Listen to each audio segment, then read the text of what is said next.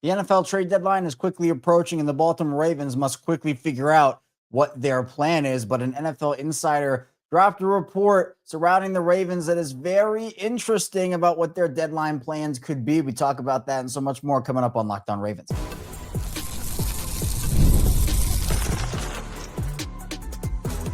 You are Locked On Ravens, your daily Baltimore Ravens podcast.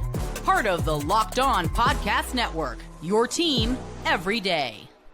You are Locked On Ravens. Welcome in to the show. I'm your host, Kevin Ostreicher of Ravens Wire, here with you on the Locked On Podcast Network, your team every day. Thanks so much for being here today on this bonus edition on this Sunday, making Locked On Ravens a part of your day and your first listen each and every single day. Thank you out there to all the everydayers, the first-time listeners for somewhere in the middle.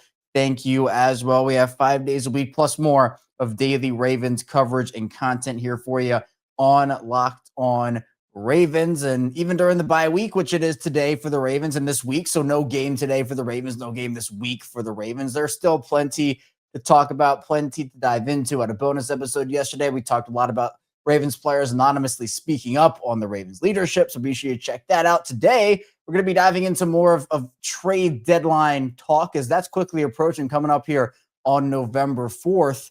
And an NFL insider dropped a little tidbit on the Ravens with their potential trade deadline plan. So we're going to dive into that. Players they could target, positions they could target. Then in the second part of the show, we're diving into John Harbaugh eyeing some injury returns, get into when some of these guys could be returning both short-term and long-term. Then finally, we'll dive into a little bit of if this Ravens season is worth saving or not, considering their 1-5 start. So let's just dive into it. The trade deadline talk again. Appreciate everybody for being here. We have a lot when it comes to trades and Ravens, because we know the Ravens have a very uphill battle when it comes to turning this season around, and they probably need to make a trade or two. In fact, not probably, they do need to make a trade or two. And you can even just look at the roster right now with the outside linebacker position with Odafe Owe in Los Angeles and Tavius Robinson and Adisa Isaac both out with injury. Baltimore only has 3 outside linebackers on their 53-man roster. Well, speaking of the defense, Ian Rapoport, he dropped a huge NFL trade deadline. You know, what's going on, what nuggets are out there in terms of what teams are looking for. And he talked a lot about a bunch of different teams. The Ravens were actually his last point in this article of notes. And Ian Rapoport said, the Ravens have been calling around the league for defensive help, which makes sense given Eric DeCosta's trade-happy ways in their laundry list of injuries. So we've talked a lot on this show about where the Ravens could go. Could they trade for an offensive lineman? Could they focus on the defense? From Ian Rapoport's report here, it looks like the Ravens are going to be focusing on their defense, which honestly, like Ian Rapoport says, it does make sense. And it makes sense for the reasons he listed, you know, DeCosta's trade-happy ways, the injuries, but it honestly makes sense because this unit needs help just in general. Even if they were healthy, they would probably need to make a move or two, because remember, when they were healthy, the defense still was not good. And while they showed some level of improvement against the Rams week number 6, and I'll give them credit for that, we also saw a Rams team that got a little bit lucky in terms of, you know, or I guess the Ravens defense got a little bit lucky in terms of the Rams mistakes that they made. But again, credit where credit's due. Every team makes mistakes, and, you know, the Ravens, that was fine from them. They didn't give up 37 plus points, which they had done for their first 5 games. It was an improvement. But not just the outside linebacker position you're looking at, but you need something on the interior, in my opinion. The Ravens, I see the jokes on social media where, oh, the Ravens are about to trade for 2 more safeties. Just bring all the safeties in, which, again, I don't think they should do. But I'm definitely looking more on the interior. I think inside linebacker-wise, they're confident in Trenton Simpson, it feels like. And, you know, Roquan, we'll talk about him a little bit in the second part of the show with his timeline. But when he gets back on the field, I mean, you know, you kind of just have to roll with him regardless of how he started the season. Cornerback, I wouldn't be mad at them adding somebody, but I think they're probably just going to trust their depth. I mean, Nate Wiggins has played incredible football for them. You know, you're going to ride with Marlon. I just don't know the whole Jair thing. Like, I don't know if Jair will play a ton for them this season, which is kind of surprising. But if they don't trust Jair, I could see them maybe making a move at corner. But I personally would not invest in the secondary any more than they have. If I'm the Ravens, I'm looking on the interior. Now, there are a lot of different ways that you can look at a potential trade defensively for the Ravens. I think Ian Rappaport's report or tidbit here kind of sparks different conversations, which I love doing here on the show, right? Talking about what people are saying and then also giving the spin here on what I would do. I mean, that's the point of the show, right? But I think for me, what I would do, and I said this on the bonus episode yesterday, is I was all for, hey, trade away that first round pick, trade away that first round pick. But then I kind of stepped back and I thought, hold on a second. Where is this pick actually going to be located in the draft?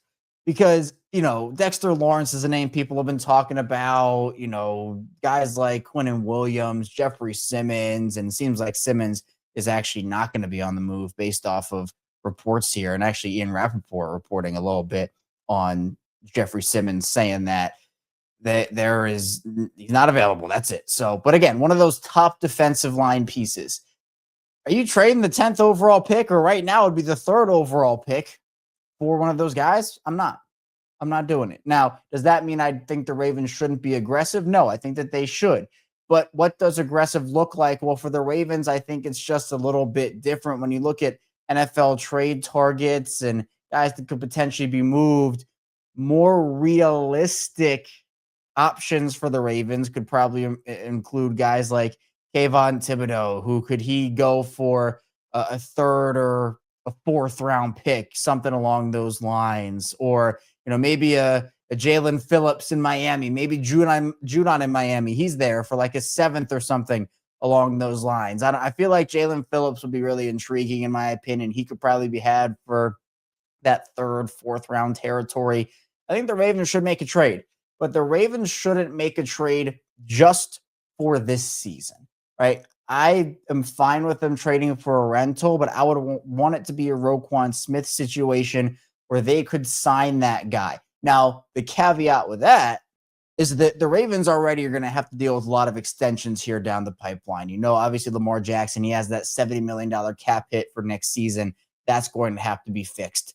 Obviously, you're looking at extensions for guys like potentially Isaiah Likely, Tyler Linderbaum, Travis Jones. You're going to have to probably let guys like Mark Andrews walk and a couple of others as well. And then what are you going to do about some of these veteran guys that are becoming more veteran by the day, such as Roquan Smith and Marlon Humphrey, who the Ravens could cut both of those guys this upcoming offseason and save about $7 to $8 million each. So I'm not trying to look like too far ahead the next season right now. Obviously, we're focusing on the deadline for this year, but I would want the move to also have next year implications where a guy can come in, he can help and maybe turn this season around for the Ravens or be a part of that defensively. But then that player can also stay with the team for a couple more years after that. Because again, I don't know how much a rental or just a guy in general is going to help the overall turnaround. How much is one player going to truly turn around what's happening defensively for this team? So you have to kind of look at the capital where if the Ravens finish, let's say like, I don't know, 9-8, let's just say 9-8 for now. What's that getting you? Like the 14th pick again, like Kyle Hamilton, 15th, 13th, I don't know, somewhere in that like teens range. Is that worth giving up? Is that 2nd round pick, which is going to be what, in the high 40s, mid 40s, low 50s? Is that going to be worth it? Like those are all conversations. Now, in my opinion, I believe that Eric DeCosta's mindset of, all right, win every trade, calculated move every single time. You win short term, you win long term, you fleece this, that, and the other. It's helped the Ravens make a lot of good moves, right? Eric DeCosta's made a lot of good moves for this Ravens team. But it's time for him to abandon that strategy, in my opinion. Not so he can say, oh, hey, we're just going to lose every trade and trade away every single pick we have. I don't want him to take that mindset for this team. I think that for what the Ravens need, they need some of those short-term wins. And it's okay if you have a long-term loss in there. If you give up a higher draft pick or you don't get some of that immediate return on a draft pick in the first couple of years because that pick is going somewhere else. Like, it's okay. Now, the thing that I do believe that the Ravens need to do is continue to get guys in on rookie contracts that are going to be able to contribute 4 to 5 years, depending on the 5th-year option. And I know that whole system has changed, but regardless, 4 to 5 years of solid play on good contracts, because when you have a quarterback who's making as much money as Lamar Jackson is and will be making, that's what your game plan has to be a little bit. It's not like Lamar's on his rookie deal anymore. And I've talked for years on this show about how the Ravens kind of botched that, in my opinion. But regardless, I think that you still have to balance it out. And that's Eric DeCosta's job. And it's a hard job. And I think Eric DeCosta is very good at it. And I also think we can acknowledge that, Eric DeCosta, while I thought he built a pretty good roster coming into the season, I thought it was the best in football heading into the year. I did acknowledge before the year as well that there were some flaws. And I talked about this yesterday. There were some flaws on that roster that could prove pretty fatal if things went south. And a lot of that is happening right now. So, whether it be not investing as much in the secondary, which I've been saying for a little while now, they invest so much in their secondary. They need to spread that wealth elsewhere. They've cheaped out on a couple positions recently, guard being the one that a lot of people are talking about right now. It can't just be, and again, like comp picks. I don't need to see the Ravens get a bajillion comp picks there. I don't need to see the Ravens. The Ravens are projected right now for 5 fifth-round draft picks in this next draft. I don't need to see the Ravens draft 5 times in the 5th round this year. I don't need to see it.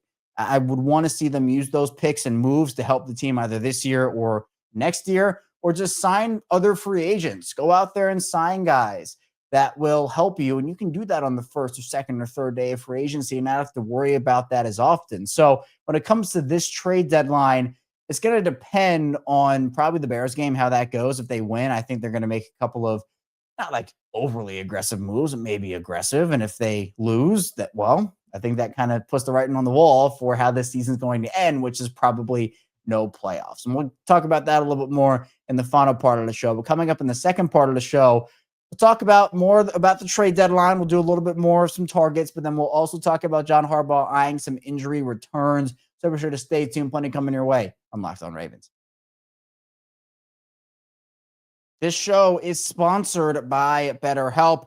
October 10th was World Mental Health Day, and this year we're saying thank you, therapists. Life can be tough on and off the field, and behind millions of mental health journeys are therapists who showed up, listened, and helped people take a step forward. BetterHelp is shining the spotlight on those connections while also making it simple for you to find support whenever you need it. Therapy moments can be life-changing, whether it's learning to better connect with your kids, healing a relationship, or finding healthy ways to manage stress. And sometimes when things are weighing on you, or even weighing on me, just talking it through can bring clarity and relief. If you've ever thought about trying therapy, this is the perfect reminder that help is out there and the right therapist can make all the difference. This World Mental Health Day, join us in celebrating the therapists who've helped millions take a step forward. If you're ready to start your own journey, BetterHelp can help you find the right therapist. Our listeners get 10% off their first month at betterhelp.com/lockedon. That's BetterHelp, HELP.com/lockedon. And this episode is brought to you by PrizePicks.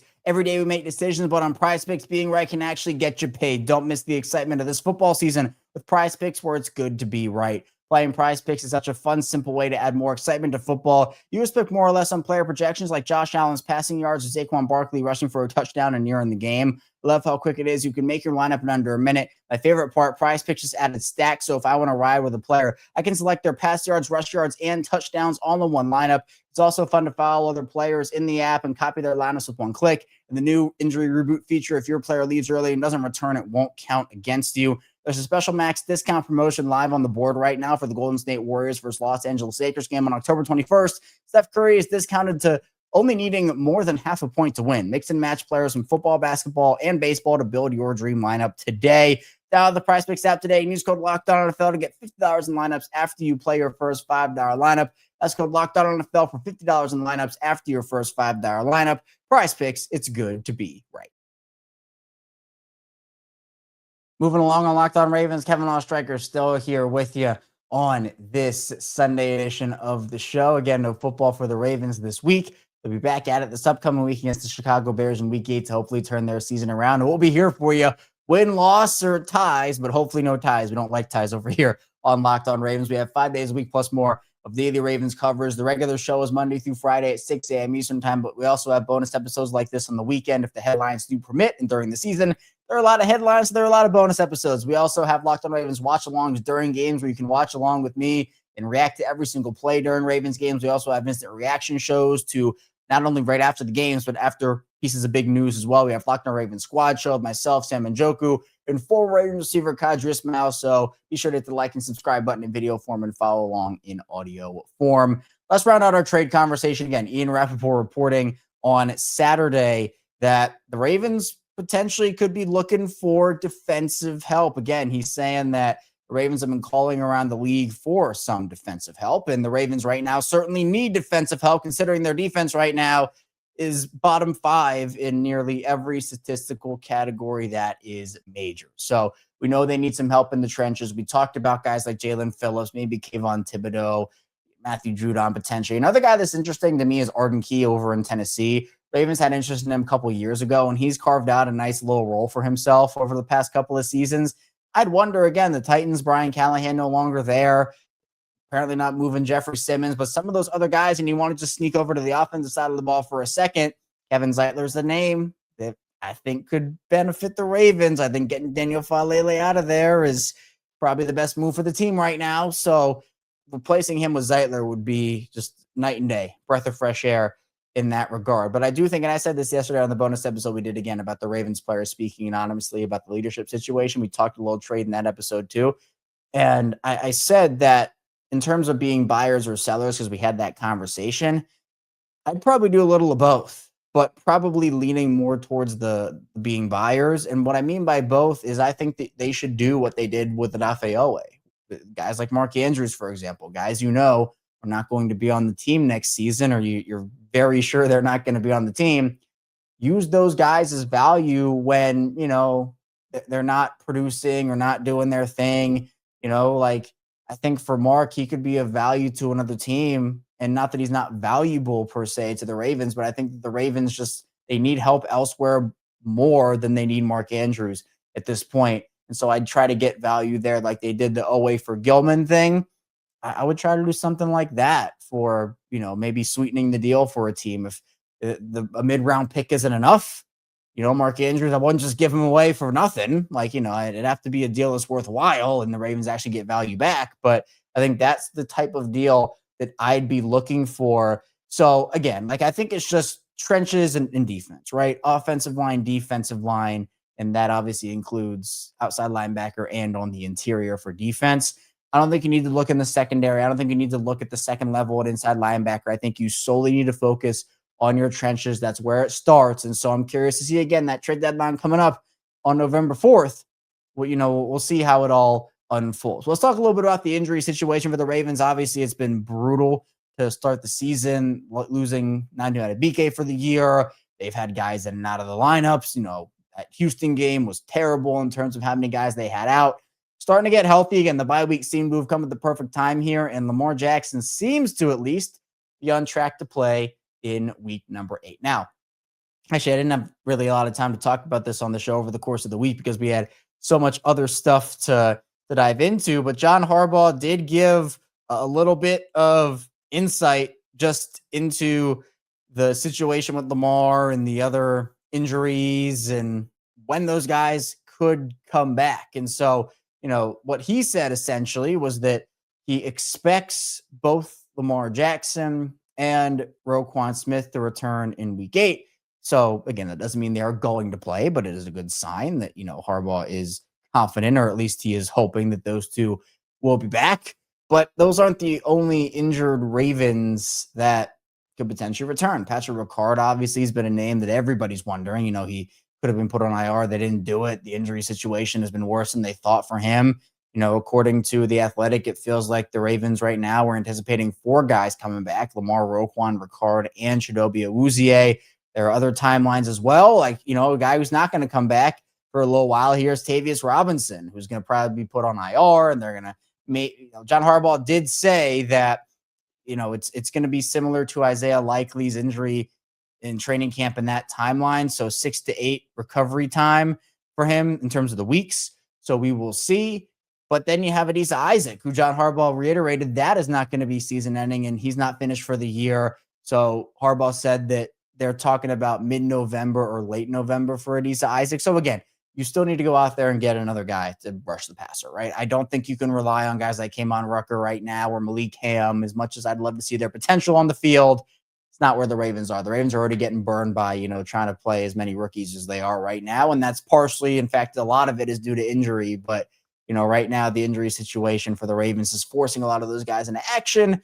The inexperience is certainly shining through. So we'll see. But one guy that's really interesting to me is Emory Jones. Now, he is doing pass protection work for the first time. He just started that this past week. If there were to be a change at offensive line right now, I'd honestly expect it to be Corey Bullock for Daniel Falele. I don't think Ben Cleveland's ever playing for this team. Maybe they surprise me, and I'm not saying it's not going to happen 100% because anything can happen, but I think we know how this team, particularly John Harbaugh, feels about Ben Cleveland. I have no idea why he's back on the team. I have no idea why they re-signed him, but here he is. I just think that Corey Bullock would be that guy. But when Emory Jones gets his feet under him a little bit, would the Ravens trust him in a situation to go in there? So Harbaugh mentioned that, it's hard for a rookie to miss all of camp at the beginning of the season and come in and truly get grounded in there. So, he's going to need to get some work in. It's not just going to be like, boom, Emory Jones immediately eligible to come off, and he comes off the list he's on for injury, and then boom, he's going to start. That's not how this is going to work. I think that for the Ravens, they need to absolutely make a change on their offensive line. It needs to happen this week against the Bears this upcoming week. Like, you absolutely need it. But I don't think that player right now, or even when he's first eligible, is Emory Jones. So, we're going to see. We're going to figure it out. But right now, even to me, injuries are not an excuse. They are context. They're not an excuse. So we're going to have to see, because I think that for the Ravens, every team deals with injuries. They're a team that deals with injuries. I mean, look, you've watched this team long enough, been a fan of this team long enough. You know and understand that injuries have taken away probably Super Bowl years from the Ravens. 2014 is a tame example, considering it was really just one position. But that 2014 season, when, I was out there playing cornerback for the Ravens, like, that was brutal. 2015 was terrible. 2 years where Lamar missed a ton of time. Those were bad. Obviously they had other years as well where it just felt like injury after injury after injury. Teams go through it.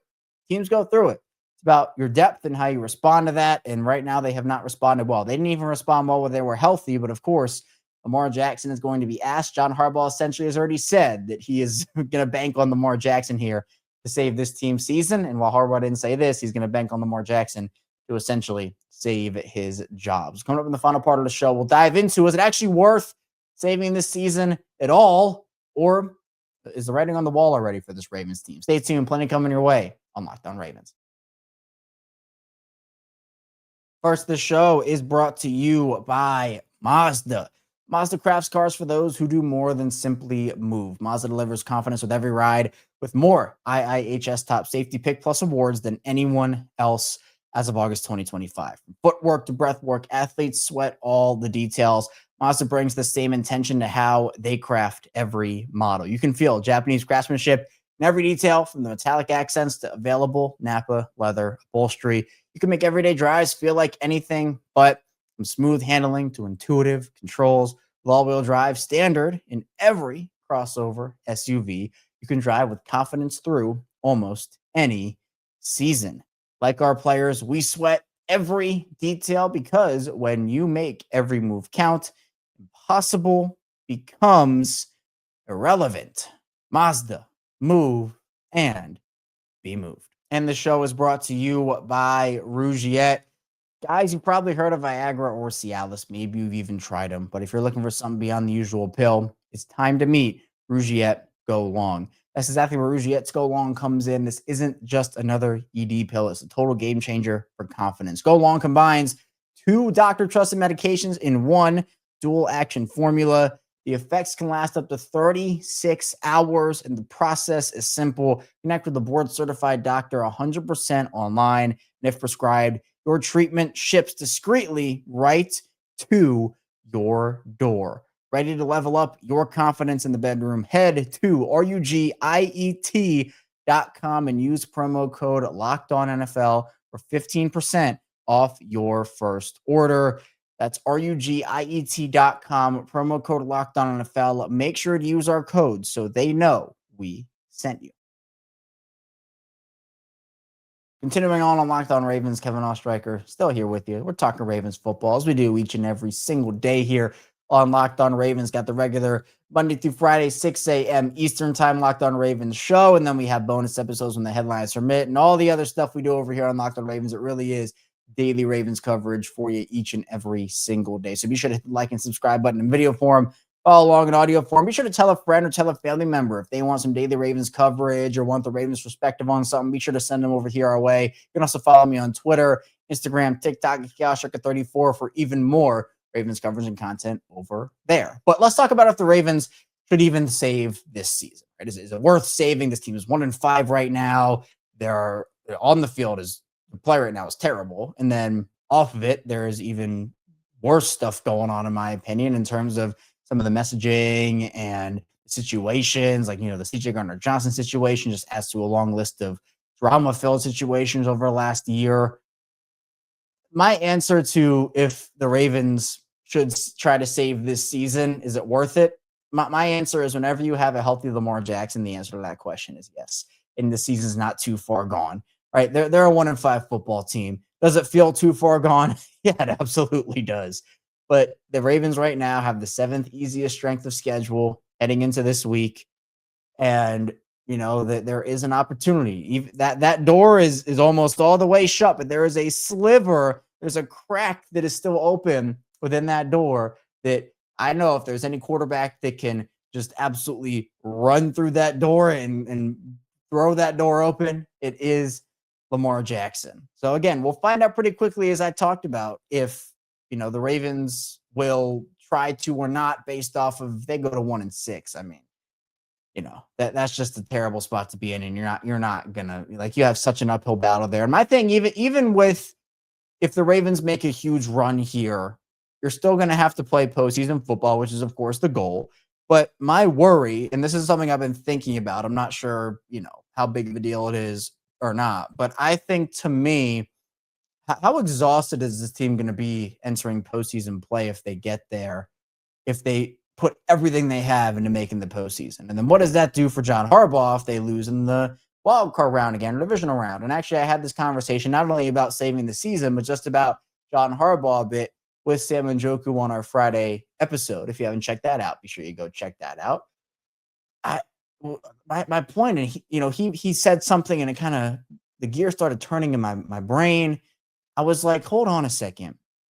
Are the Ravens about to use an excuse to keep John Harbaugh on board for 2026, for next year?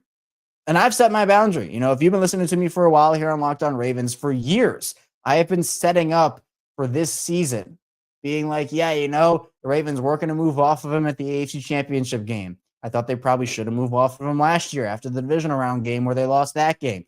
But, they weren't going to, because that's the Ravens. Are the Ravens going to use either the injury excuse or the what a run excuse for John Harbaugh to keep him on board for 2026? My boundary is it has to be at least a Super Bowl appearance. I've changed from the AFC Championship game. I think you need to see that growth here because Lamar Jackson is going to be 29 after the year, which is not necessarily old. It's not, but he's not 24 anymore either. So, you need to start making progression here. And we're seeing the Ravens take a step back under John Harbaugh. So again, it's like he needs to show me the most incredible thing I've ever seen, probably from a Ravens perspective, or at least one of them, at least one of the most incredible runs of regular season football to be able to save his job, plus postseason as well. But are the Ravens going to say, the injuries were just so tough this year. That's not fair. We're going to give John Harbaugh another chance. Or are they going to say, well, man, look at the run. John Harbaugh went 9-2, and he got the team to the playoffs, or within one game of the playoffs. Man, that's great. Let's bring him back. I don't think the Ravens should use either of those excuses. I don't.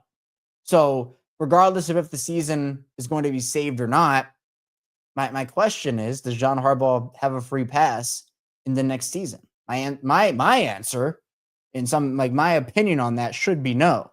I do not believe John Harbaugh should get that. But look, this Ravens organization is loyal. They're loyal to a fault.